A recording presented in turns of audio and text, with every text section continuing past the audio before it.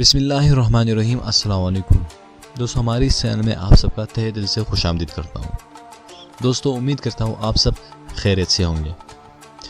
دین اسلام میں صفائی کو نصف ایمان کا درجہ دیا ہوا ہے، اور ہمارے پیارے نبی صلی اللہ علیہ وسلم نے ہمیشہ اپنی امت کو پاک صاف رہنے کا حکم دیا ہے۔ آپ صلی اللہ علیہ وسلم کا لباس 24 گھنٹے پاک صاف رہتا تھا۔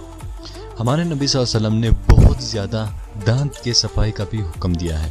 ہمارے نبی صلی اللہ علیہ وسلم جب بھی کوئی چیز کھاتے تھے تو فوراً اس کے بعد خلال فرماتے تھے۔ ہمارے نبی صلی اللہ علیہ وسلم کے دانت 24 گھنٹے صاف رہتے تھے۔ اسی سلسلے میں ہم لوگ آج کل کے مسلمان تو اپنے لباس اور بدن کا خاص خیال رکھتے ہیں، صفائی کرتے ہیں، لیکن دانتوں پر خاصا توجہ نہیں دیتے۔ انگریزوں نے یہ رواج کیا ہے کہ صبح اٹھتے وقت اور رات کو سوتے وقت اپنے دانت کو ٹوتھ برش سے دھو لو، لیکن ہمارے نبی صلی اللہ علیہ وسلم نے یہ حکم دیا ہے کہ 24 گھنٹے اپنے دانت صاف رکھو۔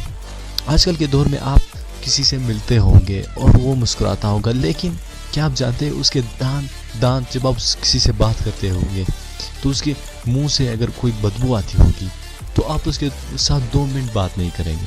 تو اسی سلسلے میں ہم لوگ دیکھتے ہیں، ہم لوگ آج کل ظاہری لباس کو دیکھ کر یہ کہتے ہیں کہ یہ بندہ کافی صفائی پسند ہے، لیکن اگر ہم لوگ غور کریں تو اگر بندے کی دانت صاف ہو تو یقین کر لو وہ بندہ صاف ستھرا رہتا ہے اور صفائی پسند انسان ہے۔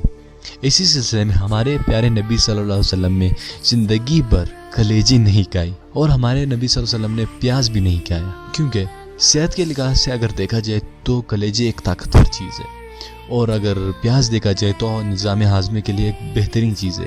لیکن پیاز اور کلیجی کھانے سے دانت اور منہ سے بدبو آنے لگتی ہے، تو اسی وجہ سے ہمارے نبی صلی اللہ علیہ وسلم نے زندگی میں کلیجی اور پیاز نہیں کھائے۔ تو امید کرتا ہوں آج کی یہ انفارمیٹیو ویڈیو آپ کو پسند آئی ہوگی۔ اگر پسند آئی ہے تو ویڈیو کو لائک اور شیئر کرنا مت بھولیے گا، اور ساتھ ہی ہمارے چینل کو بھی سبسکرائب کرنا مت بھولیے گا، تاکہ ہر آنے والی نئی ویڈیو کے اپڈیٹ سب سے پہلے آپ تک پہنچ سکیں۔ میں ملتا ہوں آپ سے اگلی ویڈیو میں، تب تک کے لیے مجھے اجازت دیجیے۔ اللہ حافظ۔